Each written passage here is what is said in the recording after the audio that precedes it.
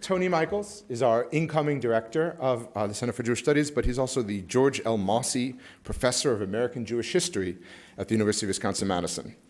He just wrote that he's the author of A Fire in Their Hearts, Yiddish Socialists in New York, but didn't point out that it was written up in The New Yorker, in the LA Review of Books, and is a fantastic book. And he's co-editor of the forthcoming Cambridge History of Judaism, The Modern Era. He's co-editor of Journal of Jewish Studies and many other things. And also, Tony is the brainchild behind the coolest thing I've ever done at the University of Wisconsin-Madison, which is together we organized a trip for undergraduates to go to New York City to do Jews, food, and immigration to New York. And we just ate our way through New York City, thanks to the Coleman Fund.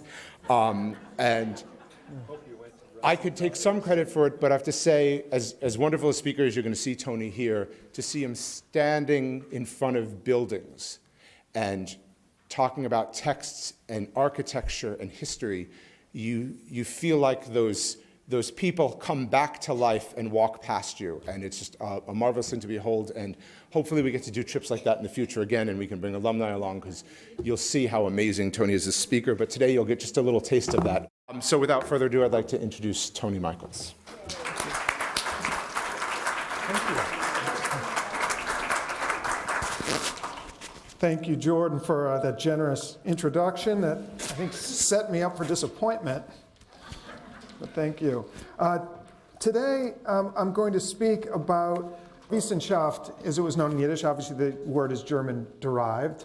And the way it was used in Yiddish was everything from natural science, physical science, social science, and the scientific or the scholarly study of the humanities. All right. So when people used the word Wissenschaft, that's what they were referring to. Really, the entirety of scholarly knowledge. And during the era of great mass immigration to the United States, from roughly the 1880s to the 1920s, Wissenschaft was a pervasive ideal. It was, in some quarters, almost a cult. People spoke of it as a necessity, as an imperative, as an ideal, as a goal, that immigrants had to learn Wissenschaft. It was a major theme, an aspect of immigrant Jewish life. And one reason for that, the big major force behind that, were socialists. Now, it's worth remembering that socialists at this time and in the Jewish community, and especially in the major cities such as New York City, with the largest immigrant Jewish population in the world, socialists were not lunatics or a fringe element or a minor group. Socialists were actually the major force in the immigrant Jewish community at that time, because they published the most popular Yiddish newspaper, the Vorwärts, and they had founded all sorts of mass membership working class organizations like trade unions or the Workmen's Circle, which I'll talk about later today. And they were public figures, major lecturers, communal leaders. They were authorities who were listened to, looked up to in many respects. And so that when they spoke about Wissenschaft, as they often did, people listened to that. A large number of immigrants, workers, socialists, sometimes people who did not consider themselves socialists, even rabbis took notice that Wissenschaft was something that had to be acquired, that immigrants ought to educate themselves in the sciences. So socialists played a very big role. And today my talk is going to explore this movement for popular Wissenschaft in Yiddish. That's what I'm going to speak on. What you're looking at here is a picture of Karl Marx with his name in Yiddish. And Karl Marx is here because the reason why, I didn't explain to you, the reason why socialists were so much at the forefront of this movement for popular Wissenschaft, in part was their Marxism. And what I mean here is they understood Marxist thought and theory as a science of society. So that was the first part of it. They understood their own view of the world as scientific. So that was one reason why they placed so much emphasis on it. The other reason was that Their thought was that for workers to be able to change the world, they needed to understand the world around them. They needed to understand not just their own working conditions, but the way society and government worked. History, where humanity had come from, so they might be able to understand where it was going. Now, any number of people might accept that view, not just socialists, but socialists thought it is an urgent need, as I say, because they wanted to harness learning in the service of social change. All right, so for them, this was not a leisurely pursuit exactly. This was part and parcel with struggles of immigrant workers to change their circumstances of working in the sweatshops and the tenements. So politics and education geared towards, again, or built around Wissenschaft was crucial to how they understood the world. And finally, they viewed Wissenschaft as so important because they saw it as counteracting religious belief. They were atheists, of course, at least the leading spokesmen for the Jewish working class, the writers, the intellectuals, the socialist activists were all atheists. But they did not think it was constructive or particularly helpful to attack religion in an aggressive or confrontational way. Anarchists did that. Anarchists were known for doing things like smoking cigarettes in front of a synagogue on Yom Kippur. That was the kind of thing anarchists enjoyed doing, at least for a time. So Marxists thought that was spiteful and counterproductive, that the best thing to do was to teach the sciences, and that by learning about history or Darwinism, evolution, and so forth, immigrants from traditional religious backgrounds would slowly but surely come to realize that belief in God, in the supernatural, anything supernatural was silly. So it had served that purpose as well. Wissenschaft served a secularizing goal without being aggressive, without being confrontational about it.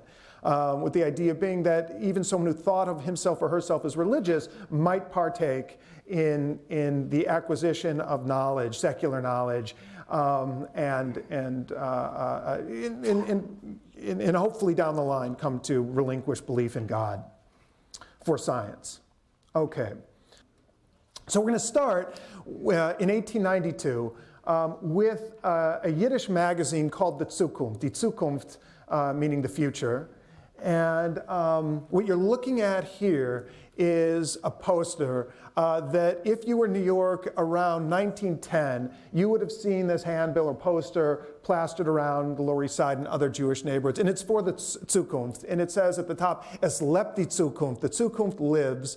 And there's a große Massenversammlung, a large mass gathering, a mass meeting to support this magazine, the Zukunft. This is 1910. I'm starting in 1892, but I wanted to show you an artifact of this magazine that was around the Lower East Side. This man speaking is Comrade William Edlin, a former Stanford University student who made his way to the Lower East Side to become a very popular Yiddish journalist, lecturer, and writer in the early 20th century. The Zukunft is where we're going to start. This was a magazine that was dedicated, and when it was founded in 1892, to the popularization of Wissenschaft in Yiddish. Now, when it was started in the very first issue, the editorial, written by a man by the name of Philip Krantz, a Russian-born Jew who came to the United States via England in 1890 to become one of the foremost Yiddish editors. He said, Philip Krantz said, I don't know if this is going to work. He said, the Zukunft is an experiment. It's a trial, and we don't know if it's going to work. And he said that because there was nothing like this at the time anywhere in the world. There was no Yiddish magazine or publication of any kind where you could open up and read the kind of material you saw in the Zukunft. So what did you see in the Zukunft? You saw articles like articles on Darwin. You saw articles on psychology, physics, astronomy, sociology, criminology, history of the United States, history of Europe, and on and on. This was a typical issue of the magazine. You'd see all these articles on all these subjects, and this was a new thing. This was a new thing in Yiddish. Why was it new? For a couple of reasons. One, in Eastern Europe, in Russia in particular, the censor banned this sort of thing. This was illegal. This kind of content was illegal. You couldn't publish a magazine with Karl Marx's face on the frontispiece, as you saw in the first issue of the Zukunft. You couldn't do it. You would wind up in prison. So censorship prevented this kind of magazine in Eastern Europe. There was in 1892, no Yiddish newspaper of any kind. Forget about a magazine like the Zukunft. There was nothing, no periodical press in Russia due to censorship. So there's no tradition of this. And the other reason why it hadn't been attempted was that most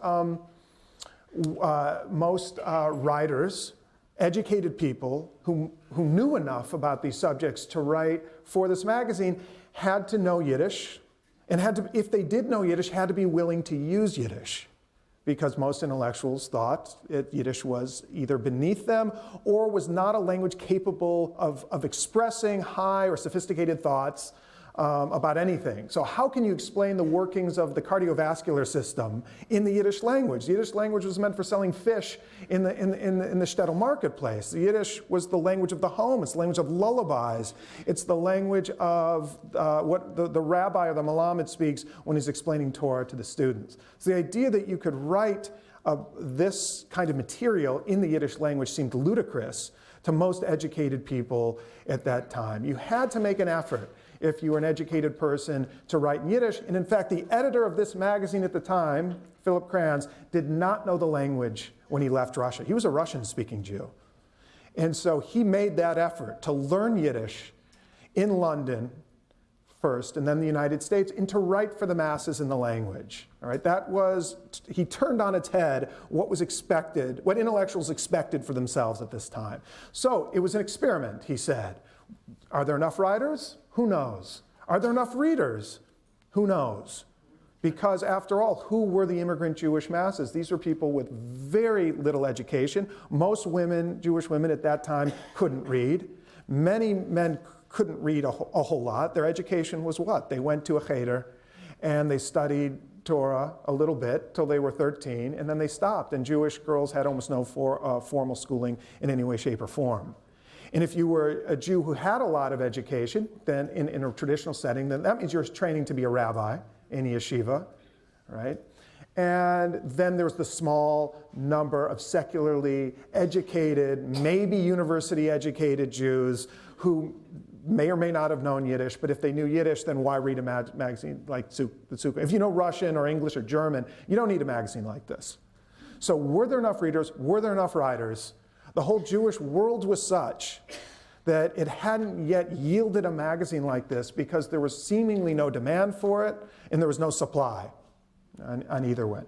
But this happened in New York City in 1892 because the immigrant Jewish world was changing so rapidly. It was a cauldron of social change. Immigrants had broken from their traditional communities. Parental authority was almost non-existent. Rabbis had almost no power of any. They had really no power of any sort. They had some influence, but their influence wasn't great because most immigrants were fairly young and they spent most of their time working and they were open to cultural change. They didn't want to spend much of their time in synagogues or living a devout Jewish life according to religious law. So in this context, all sorts of things were possible. And one thing that was possible was the publication of a wissenschaftliche, a scientific magazine like the Zukunft. As it turned out, the magazine was successful. According to the magazine's own estimate, it had about 3,500 readers. Subscribers, rather, several times more, maybe 10,000 readers, which wasn't bad in the 1890s. Again, especially for a journal as difficult as this was for most immigrants to read. We don't know a tremendous amount about these, about immediate reactions to the Zukunft, but the managing editor several years later quoted from letters. He said he was inundated with hundreds of letters after these issues, the first 2-3 issues came out. He said that the office of the Zukunft on the Lower East Side regularly had workers who wanted to buy copies of the magazine.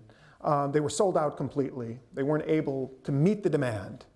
So here are 2 letters. I'm going to read you 2 letters that were supposedly sent to the editor. I say supposedly because I have not seen the letters. The letters have been destroyed or were lost or were dumped out, whatever the case was. But according to the secretary of the magazine that handled correspondence, again, hundreds of these came in, and I'll read one. So here's one letter.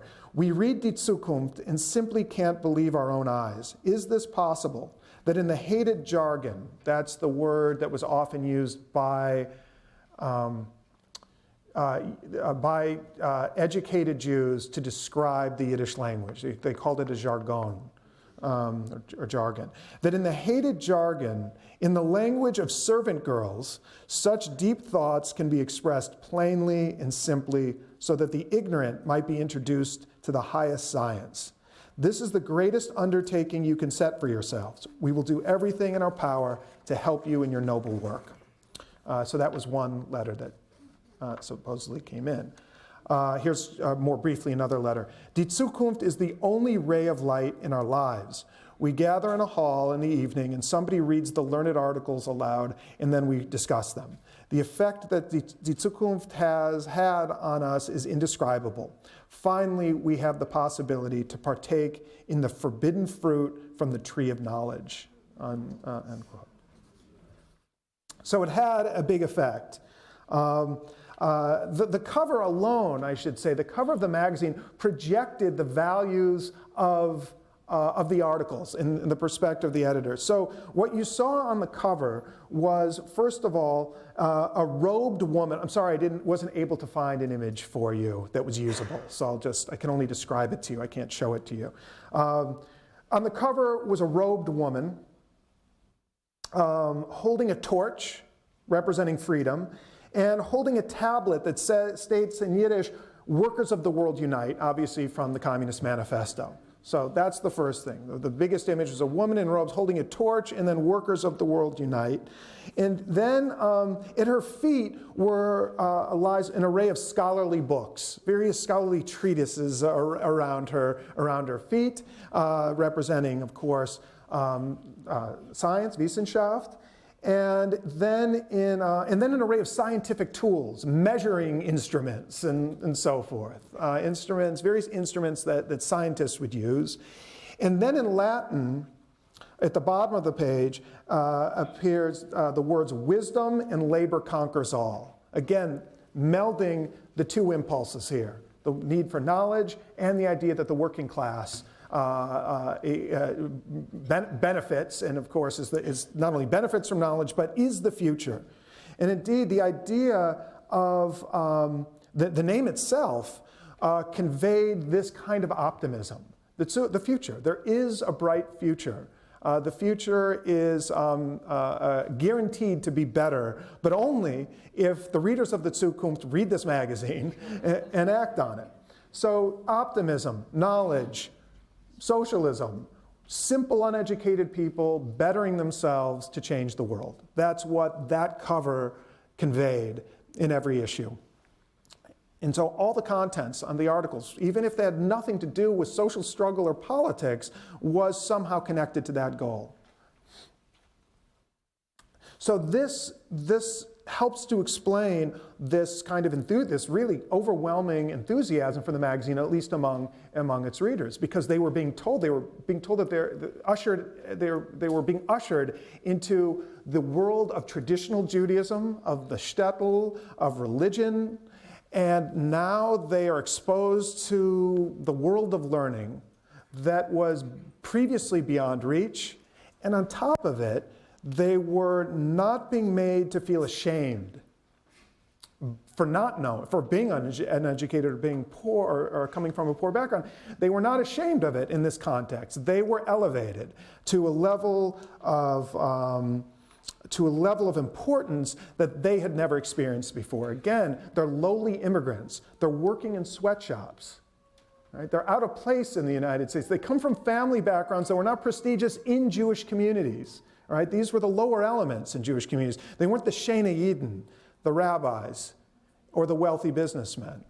So they were accustomed to being in a lower status within the Jewish community and in the world beyond them.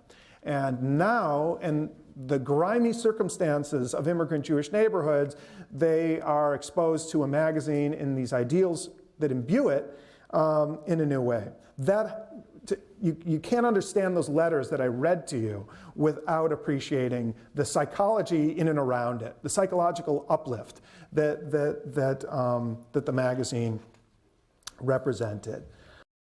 All right, so who read it? How did they read it? Where was it read? You might have noticed that one of those letters said, "We gather in a hall and read the magazine." So it was read collectively in groups, and it was done that way because many people simply couldn't, the typical reader is of 1892, 1893, couldn't understand it, couldn't read it on its own for a couple of reasons. One, the obvious reason is, as I keep stressing, they didn't know anything about these subjects. Second was a problem of language. They knew Yiddish, but what kind of Yiddish is this in the Zukunft? Well, it had to borrow from German, because Yiddish didn't have all the terminology necessary, it hadn't developed it yet, to explain, again, physics, biology, criminology, sociology, zoology, right? So the language had to be invented as it went. Not Yiddish, but the kind of Yiddish that could convey the subject matter in an appropriate way for the readers. Right? That was very difficult. And when you think that a good number of the writers for that magazine were not native Yiddish speakers, like the first editor himself, you can imagine how difficult this was to put out something that was digestible. So immigrants met often in groups to read to each other and to discuss. There were a number of Zukunft clubs that formed, clubs to support the magazine. They read it and they raised money for the magazine so it could continue to publish. So we know those clubs existed in various cities, Newark, New York, Philadelphia, and so forth. Beyond those clubs were what were called self-education societies. These were clubs started by young men and women to educate themselves. And this is one picture. It's one example. This is in Chicago. This is a group, well, you can see the young men and women represented almost equally. Notice the age. The age is important here. The people who were most likely to read a magazine like the Zukunft were in their teens and 20s at the moment in the 1890s. And the reasons for this. If you were, let's say, under 10 years old when you came to the United States, you went to public school, probably, at least for a few years. You weren't working in the sweatshops yet, and you acquired English more quickly than older immigrants, either in the streets or in the public schools. They were too young for this, they were not as tied to Yiddish, and they were not yet working in the factories. So someone who came between the ages of 1 and roughly 10 was heading towards English. Right? If, however, on the other end, you were above the age of, let's say, 25, 30 when you came, if you had children already, you had other responsibilities than gathering at hall at night to read in groups, all right? And if the older you got, the more likely at this point in time, more likely it was that you were religious and weren't immediately attracted to this sort of, these sort of ideas. So we're talking about a readership that was relatively young, in their teens and 20s, meaning that they were old enough to be tied to the Yiddish language, but young enough not to be tied towards religious tradition so much that you would not pick this up, all right? And you can see this here, right? You can see the age. Notice no man here is wearing a beard. Right? That's a clear indication that they're not religious anymore. I can guarantee you there's not a single yarmulke on any head here. So that's right away tells you that these aren't religious people. They've already broken from that. This is not for, I should just say, this is not for the Zukunft, but this is for another publication called the Jiddische Arbeiterwelt, the Jewish Workers' World in Chicago. But it is a self-education society. They gathered every week to read and to discuss. Okay. Good. All right. Here's another group. This is called the Junger Jiddischer Literarischer Verein in Winnipeg. Oh, you can see here, the Young Jewish Literary Association in Winnipeg. This is a little later. This is from the late teens. And again, notice the age. If anything, these people are even younger, men and women both. I don't know what they read. I haven't seen any documentation. In all likelihood, it was a mix of fiction, poetry, in other words, imaginative literature and scientific literature. That was often the combination. And this is a fairly large group. This group is not an educational society. This is just a group of guys who went to a park with the socialist Yiddish Vorwärts and thought it was important enough to take a picture. Now, it's important. I'm showing you this picture for a couple reasons. The first is the kind of loyalty that readers felt towards their publications. You know, that they thought, and this is expressed here, that you see this over and over again in pictures from the time. Immigrants posed with their newspapers, something that I think none of us could imagine doing today, not only because many of us read online, but nonetheless we wouldn't do it with the New York Times. And they're doing it because they're expressing a new identity. That's what's important here. That they are saying, we are readers, we're now readers in America, we read. And we're reading this newspaper, the socialist newspaper, which is the most popular Yiddish newspaper, and that expresses who we are. You know, we're readers, we're secular, we're learning about the modern world, and we favor social justice, as they understand it. I should mention that the Vorwärts at this time had a weekly column called Popular Science. So there wasn't the case that there was, difficult magazines, only difficult magazines dealt with Wissenschaft. Popular newspapers also had columns for this. And so every week, readers could read something, read about the topics that Zukunft covered, but in a more, much more, in a lighter way, right? The articles were shorter, they were more superficial, and so forth, but there's the same idea. Popular science, Wissenschaft for the people, and you have these readers saying, this is our newspaper.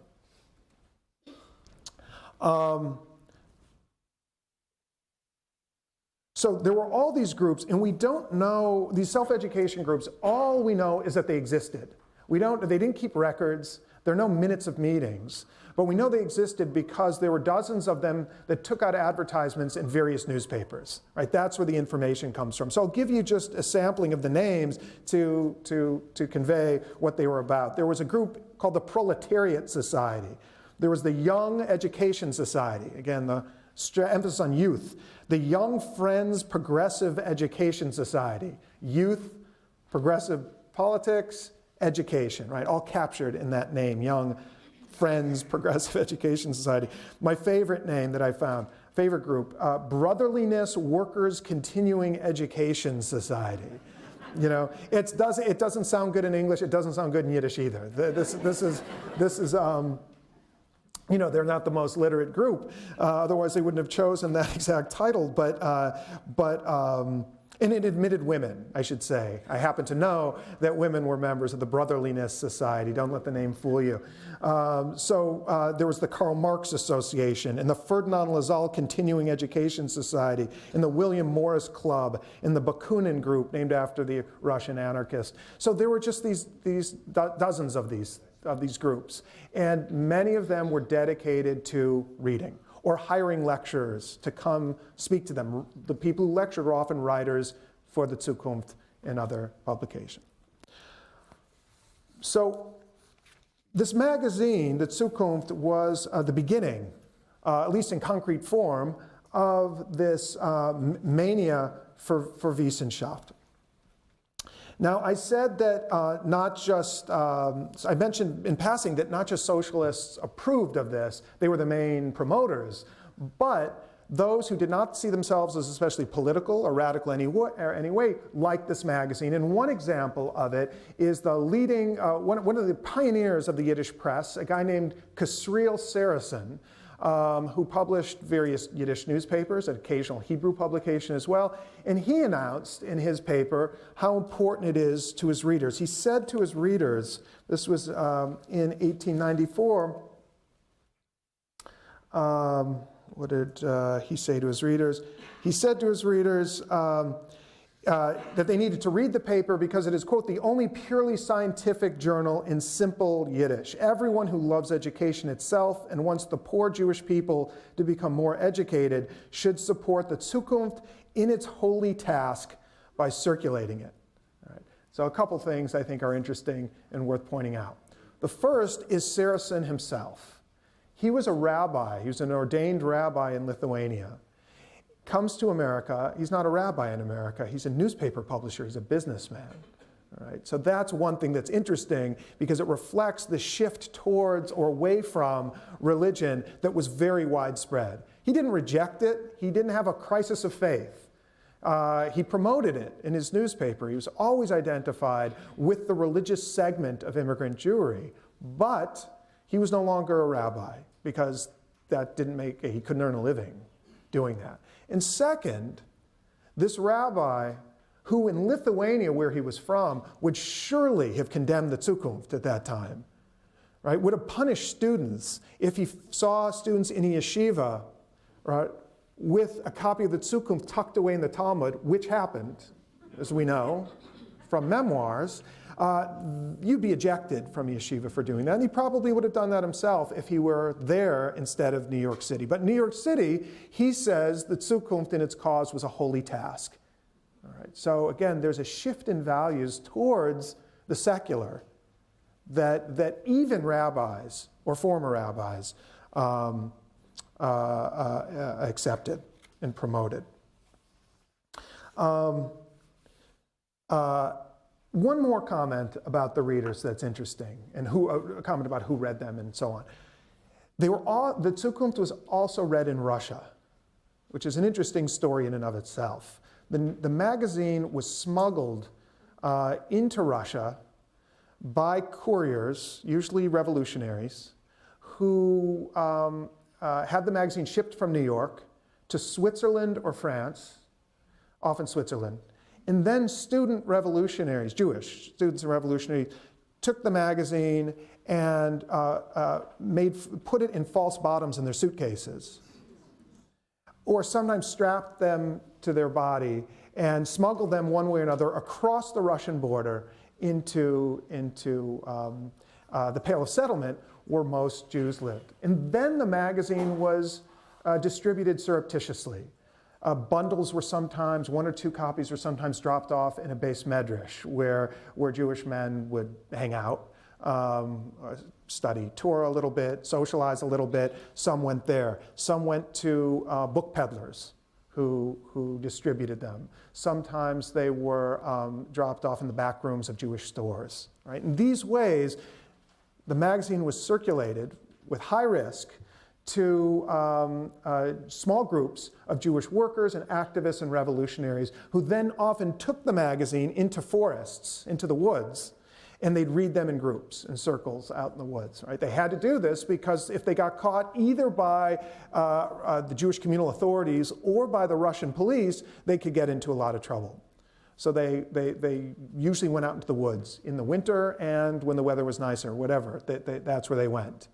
And the activists of the time have written about these in their recollections and have talked about how important the Zukunft was to them.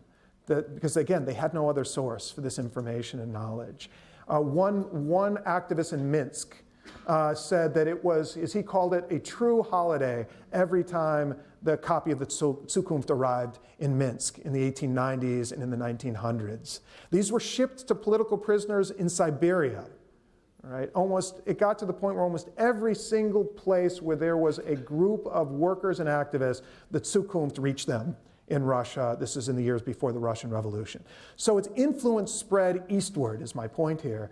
It was not just limited to the immigrants in the United States. That the Zukunft and the values, the values and the information, the education it carried, went in the other direction back to Russia. So by all accounts, this was an achievement. On its 5th anniversary in 1897, the new editor, who at that time was Abraham Kahan, there he is, the young Abraham Kahan, the great editor of the Yiddish Forwards, that's him as a young man in 1885. He boasted on the anniversary of the magazine, who in the early years being 2 years, 3 years before he wrote this, who in the early years would have thought it possible? Die Zukunft, a pure scientific journal for the simple folk in the simple language of the folk. This is an event one could be proud of, even if it were in a major language of one of the Gentile nations. And it is only the labor movement's pride, he wrote. At that point, he boasted 2,100 pages of Wissenschaft had been published. All right. So that was something that the editors were very, very proud of. Eventually, the Zukunft evolved into a very different kind of magazine. It left its early mission to be a scientific journal and became more of a general interest magazine. Where you could read about contemporary politics, literature, theater, those sorts of things. Right? It became a contemporary magazine of politics and the arts. And it was a very good one. The circulation eventually climbed to 20,000, which is actually, if you consider how small the Jewish community was, at about 2.5, 3 million immigrants, and means a high proportion of immigrants read that magazine. But it moved into something else. And by that time, a new idea about Wissenschaft started to emerge. This idea that I'll describe to you was brought by this man here, a man by the name of Chaim Zhitlovsky, a name that's not well known today, but in his own time was, I'll put it to you this way, he's the most influential Jewish leader you've never heard of. In his day, he influenced every major Jewish political party, Zionists, socialist Zionists, all sorts of groups, with his idea of Jewish nationalism, the details of which I'm not going to go into now. But the essential aspect for our purposes was this, that Jews, he was born in Russia into a traditional family, became a revolutionary, fled to Switzerland, earned a PhD in philosophy, was a founder of what became the largest revolutionary party in Russia, called the Party of Socialist Revolutionaries, came to the United States, however, and stayed there in part because he wanted to live among the largest Yiddish-speaking community in the world. And that was New York City, that had a Jewish population that was about 1.5 million by the time he settled in New York. So he thought this is where he wanted to be. And Zhitlovsky's idea was basically this, that Jews are a Yiddish-speaking nation. They're a nation without a territory, but they are a nation with their own language and culture. And that makes them, the fact that they have this language and culture means they are every bit as viable and valid as a nation as the French or the Germans or the Estonians or the Spaniards. The Jews were no less national than any of these groups. They just happen to lack a territory. And they aren't as developed as some of those nations. They haven't produced the heights of culture that the Germans have yet. So his mission was to bring Yiddish-speaking culture into the 20th century so that it would match the best of whatever European civilization had to offer. That was his idea. So when he came to the United States, he preached this idea. And so when he looked at the subject of Wissenschaft, he had a different view than people like Abraham Kahan, who I just showed you. Abraham Kahan's view was that Yiddish is temporary. Right? It's not permanent. The immigrants will adapt to America. They will learn English. It's good that they learn English. This is the way of the country. And so they will eventually give up Yiddish, and be part of the general American society, or more precisely, the general American working class. The Jews will assimilate into that, and they'll have their own, they'll be this own cult, this American culture. That's progressive, ideally, and also committed to learning and science and rationality and enlightenment, but not in Yiddish, in English. All right, so Yiddish, or a magazine like the Zukunft, was transitional for Kahn and almost all of its founders. They didn't see any value in Yiddish. They respected the language, but they didn't see any permanent value in it. Zhitlovsky comes around 2 decades later and says, well, it's good to educate the simple workers. Right? They should have popular science. Popular Wissenschaft is good, but that's just the starting point. That's the beginning point. What we need to aim for is we need to produce scholarship, advanced knowledge in Yiddish, that we ought to be able to not just appeal to the workers and the uneducated, but the most educated people in society, the young Jews who are going to college, and invariably leave the Jewish people when they go to college, because why? What's to be gained by staying with the Jewish people? Right? They leave Yiddish because there's no advantage or practical use to it if you're going to college. Right? You can read in other languages. So he said we have to stop this language assimilation by giving the best, the creme de la creme of Jewish life, something worth reading in Yiddish. So he created a different magazine just for that purpose, and it's that one. It was called Das Neue Leben, the new life. Again, the emphasis is on novelty in the future. It's optimistic in the way that Zukunft is optimistic. This is from 1910, the January issue, 1910. And here what you'd read in Das Neue Leben was a very different kind of content. There was no attempt to use simple language. The language was actually very, very difficult. Even, it was difficult Yiddish. Lots of abstract terminology, lots of terminology adapted from religious sources, rabbinic sources, right, to convey abstract or high concepts, and subject matter that was of no immediate use to anybody, seemingly. So he wrote about philosophy. He was a philosopher. So he wrote quite a bit on the history of philosophy. He developed his own theory about morality and politics that he laid out here. He wrote about Jewish history across the centuries, right? Based often on original research by scholars, university-trained scholars who wrote in Yiddish. These are the kinds of people he gathered around him in the magazine. Now, someone like Abraham Kahan thought the whole thing was ridiculous, and they got into a long-running debate. And the debate was over the purpose of Wissenschaft. Should Wissenschaft be popular, to serve an instrumental purpose of educating workers and then helping them guiding them out of the Jewish fold into the larger non-Yiddish speaking world? Kahn said that's the purpose of Wissenschaft. Zhitlovsky said no. Zhitlovsky said Yiddish is an end in itself, in Yiddish culture, and to create Yiddish culture, we need to create Wissenschaft, not popularize it, but create it. We need our own scholars. We need our own scientists. Right, who write in Yiddish. Kahn responded, you're creating a culture for a people that doesn't exist, and you're an elitist. And Zhitlovsky said in response, I'm not an elitist.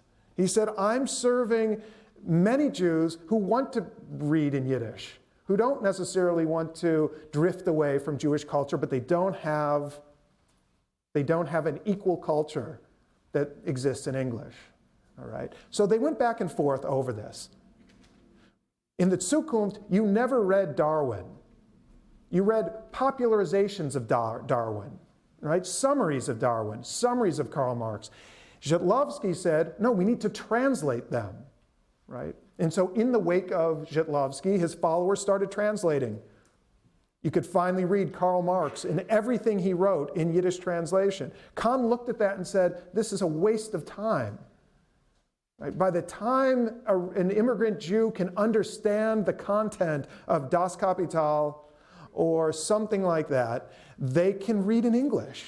They don't need the Yiddish, so you're wasting your time. And again, Zhitlovsky's response is, you don't understand what I'm talking about here. We don't want them to leave English, to leave for you. We don't want them to leave Yiddish. We want them to not have to make that choice between English and Yiddish. They can find everything they want in Yiddish, was his point.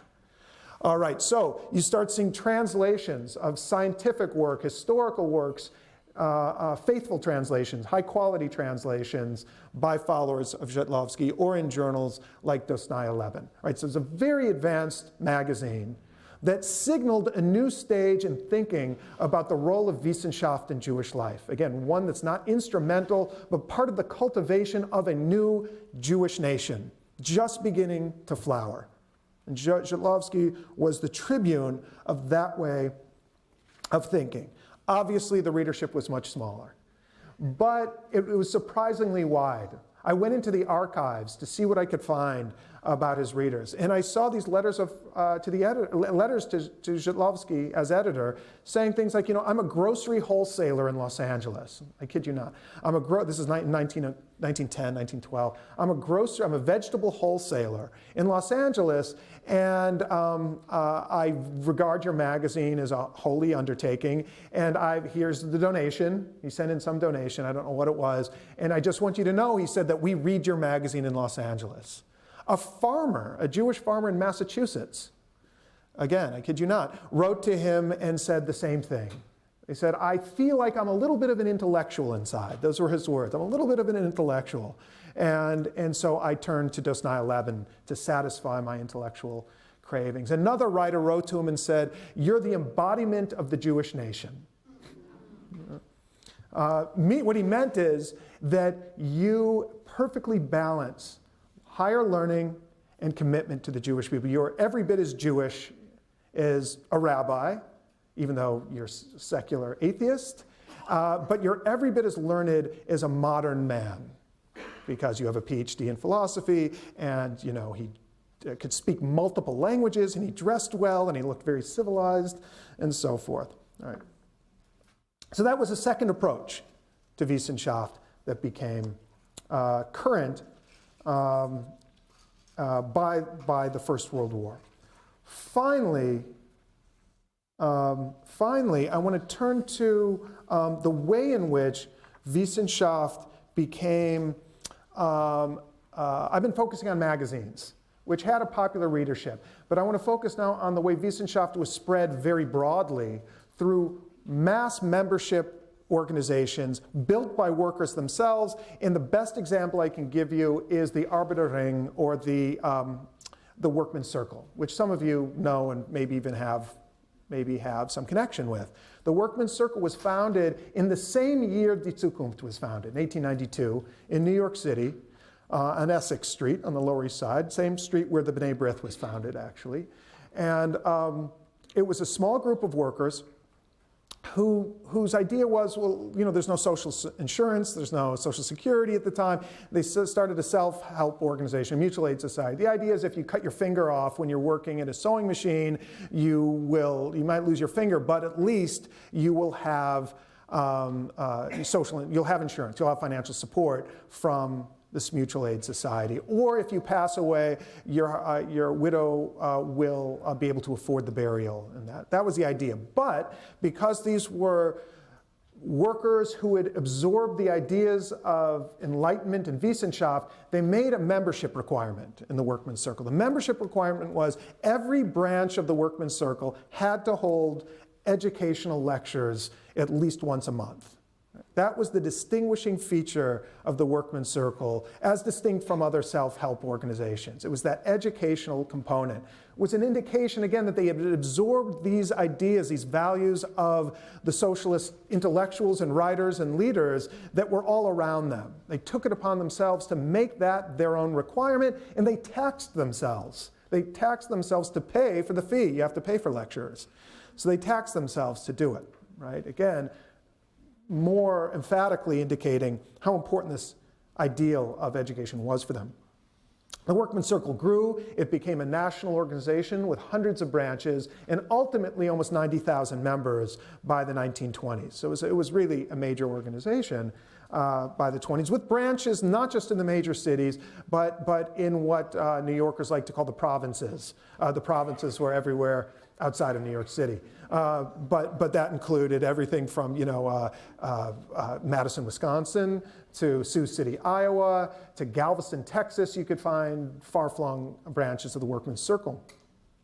The Workmen's Circle, created, this was in 1910, an educational committee to send out lectures across the country to spread the idea of Wissenschaft. And I want to give you some examples of this. There were, by 1908, 363 lectures organized by this committee alone. So almost every day of the week, there was a lecture to attend in Yiddish by one of the hired lecturers of the Workmen's Circle. And that number only grew. Some of these people were towering figures in immigrant Jewish life. For example, a man by the name of Nachman Sirkin, who was the founding theoretician of socialist Zionism back when he lived in Germany. This was a Russian-born Jew, went to Germany, earned 2 PhDs there, and then in the 1890s wrote a very important work about anti-Semitism and the Jewish question and the need to create a Jewish homeland, a socialist Jewish homeland. He wound up in the United States, Sirkin, and became one of the most popular lecturers on all sorts of topics. So people like him were sent out by the Workmen's Circle to speak on all the topics I've been talking about, but now again reaching a mass audience. The high point, the most significant achievement of the Workmen's Circle, something that I still kind of marvel at to this day, was a series called Die Menschheit und die Welt, Humanity in the World. And this was a 13-part lecture organized by a young Russian Jewish revolutionary who came to the United States, who, by the way, went back to Russia after the Russian Revolution broke out and died tragically in 1917, almost 100 years exactly to this day.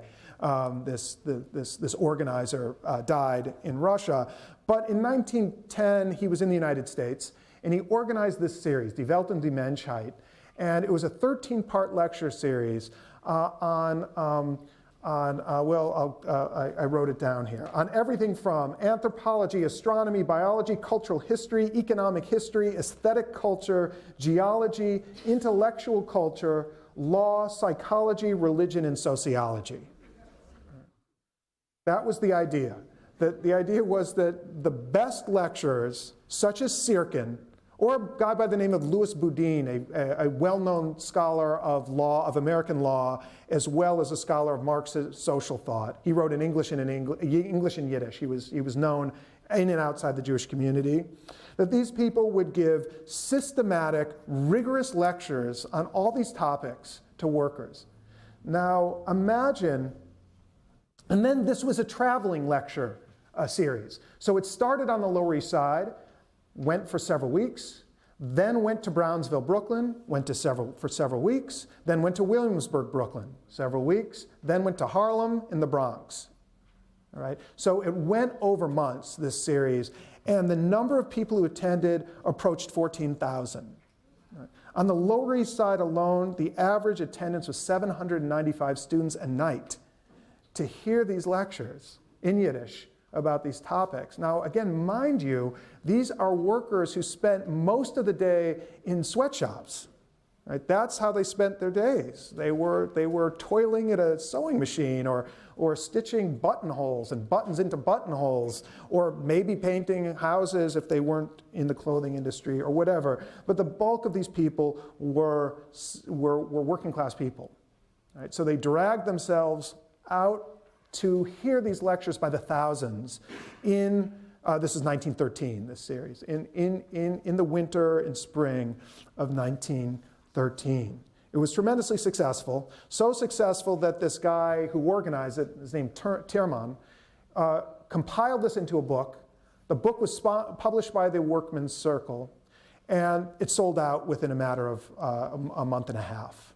They sold all the books out nationwide because the Workmen's Circle branches that existed from Detroit to Michigan to Winnipeg to California bought bulk copies, put them in their little libraries that they had, and you know, encouraged members to read them. Could the members read them? We don't know much about it. Abraham Kahan and some of his friends said, who's going to read? Again, who's going to read this? This is very difficult stuff. And the editor's response was, don't underestimate the Jewish working masses. Some can understand it. And some maybe can't now, but will in 12 months or 2 years get to the point where they can read this material. But regardless of the level of comprehension, we do know that thousands of copies were printed and purchased, shipped across the country, and shipped to Europe. A publishing company in Warsaw bought the rights to issue a new edition in Warsaw, and it appeared there as well. All right, so this was kind of one of the crowning achievements, and based on that, the Workmen's Circle started a publishing house, a publishing imprint, to put out called the Workmen's Circle Bibliothèque, the Workmen's Circle Library, that put out works on U.S. history, political science, political economy, and so forth. Again, these went through multiple printings. The volume on political economy was sent to the Soviet Union in the 1920s for use in their Yiddish school system for kids. The Soviet Union sponsored a Yiddish school system for Jewish kids. And what do you teach them? Well, there was not this history that I'm trying to describe of Wissenschaft in Yiddish in Eastern Europe. So they turned to the United States to purchase copies of this series on political economy produced by the Workmen's Circle. Okay, so let me say then, just by way of conclusion, what did this amount to? Right? What I think this amounted to, this enshrinement of Wissenschaft as instituted first through the Zukunft, then through other journals, then through lectures and book series, through mass-based organizations like the Workmen's Circle, especially the Workmen's Circle, meant was a whole culture in formation, a new culture that encompassed a shift in values. This new culture was in the Yiddish language, so was by definition Jewish, but it was secular, right? Not based on religion, or at least certainly not directly. And it was encapsulated in it a set of new values, right? Learning, science, rationality, a notion of knowledge in the service of humanity, of changing the world. Right? These values were enshrined, embodied, or materialized is maybe the better word, in the kinds of things I'm talking about, the magazines, the books, the lectures, and so forth. So that there is a new American Jewish sensibility, value system, and outlook coming into shape during this period. And I stress that it's American because it was not brought over from Eastern Europe. Right? As I tried to stress before, there wasn't a deeply rooted tradition of any of this. Right? This comes out of the urban Jewish immigrant working class experience. So even though it was in Yiddish and therefore seemingly alien, was actually part of the American experience. This reflected an Americanization process that held in place, I would suggest, as a final thought, well past the Yiddish-speaking immigrants in their generation. That this was a formative way of understanding oneself as a Jew in society, in American society, that became the basis for a kind of new American Jewish identity. All right, I'll leave it at that, and I'm happy to take questions.